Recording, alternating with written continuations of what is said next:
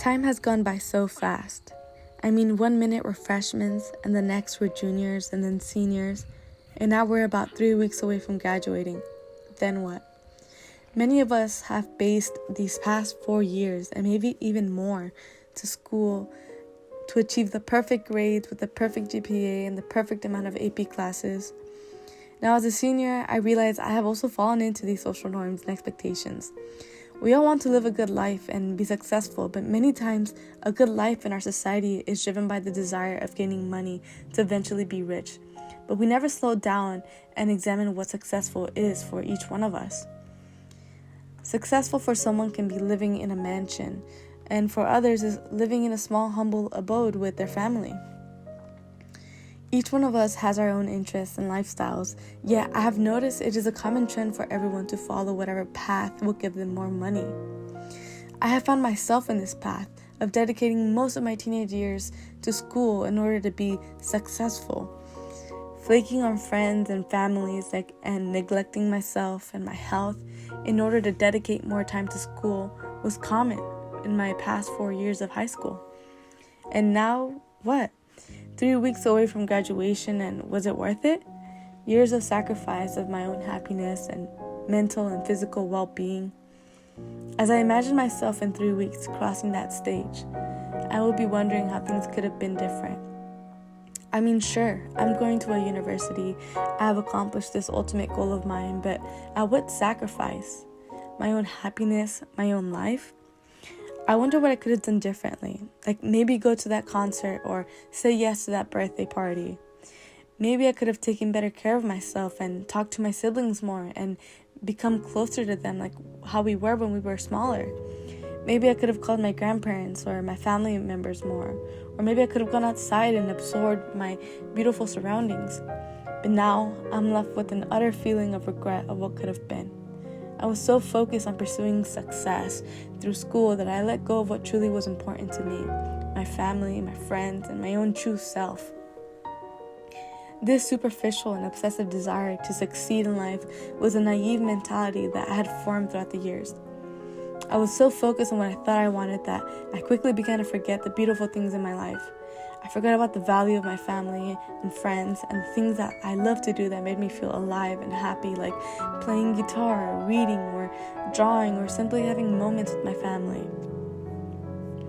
The worst part about being so immersed into this toxic culture was not realizing what I was losing in that process.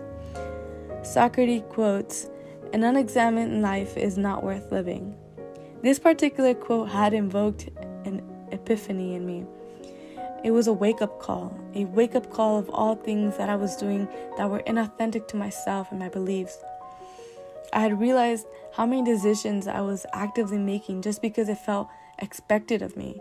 This would explain why I always felt like I was living an unhealthy routine. I found myself believing in things that did not align with my values, but I followed them anyways, just to stay within those social expectations. This quote evoked a sense of reflection on how I had been under-examining my constant decisions throughout these past 4 years. This quote also reminds me of a book called The Metamorphosis. The Metamorphosis by Franz Kafka is a great example of the dangers about living an unexamined life. The Metamorphosis is about a man named Gregor Samsa, a traveling salesman who bases his whole life on providing for his family. He lives his life surrounding his work, and he grows an obsession of going to work constantly with few breaks.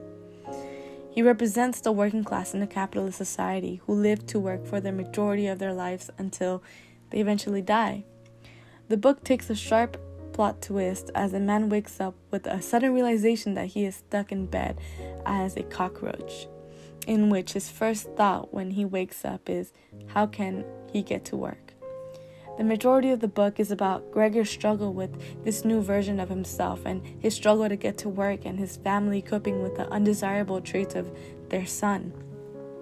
This book makes a claim about the consequences of overworking yourself for an undesirable cause and getting little reward. Frankly, this book hit a little too close to home. In hindsight, this book made me reflect more on the type of unhealthy routine I live. Many times, I found myself waking up and mustering any strength I had left to go to school. I realized how much I had neglected myself. I'd wake up, go to school, do my homework, sleep, and repeat. I realized how much I had neglected my own happiness, whether it was having messy sleeping habits, bad food habits, and not paying attention too much to my family and my hobbies and what brought me the most joy. I was so immersed in this unhealthy mindset and routine that I would begin to forget the concept of time and my memories. Reading Kafka's novel made me realize how much regret I would have if I were to die the day of tomorrow. Yes, I know this might be a little sad, but there are so many things that I still need to accomplish and hobbies that I have blown off due to my inability to make time for them. In retrospect, I have realized how occupying myself so much with school, work, and sports, and I began to ingrain these things in my life so much that without them, I found myself feeling empty, useless, and constantly scavenging for something to do to fill that void. I also realized that while being so immersed in this lifestyle, I began to forget many of the things that kept me grounded. For example, my memories in El Salvador, which was something that had been such a great factor to my own identity. I'd begin to lose the memories of being there, thus losing the desire to even want to travel there and see my family. Once again, I began to forget the things that kept me inspired and happy, like my hobbies. I began to realize how I stopped playing guitar due to an accumulation of tasks. I stopped reading novels. I stopped drawing, which were things that all inspired my creativity. Now, although I conformed to many societal values that diminished my individuality, throughout these past 4 years, I can now say that I have learned the value of living in the moment and living a life that you want rather than a life influenced by the beliefs and values of other people. Overall, I learned about the value of examining your beliefs and desires and executing them in your own manner. Now, to end this offering, I want to ask you, how do you want to live your life?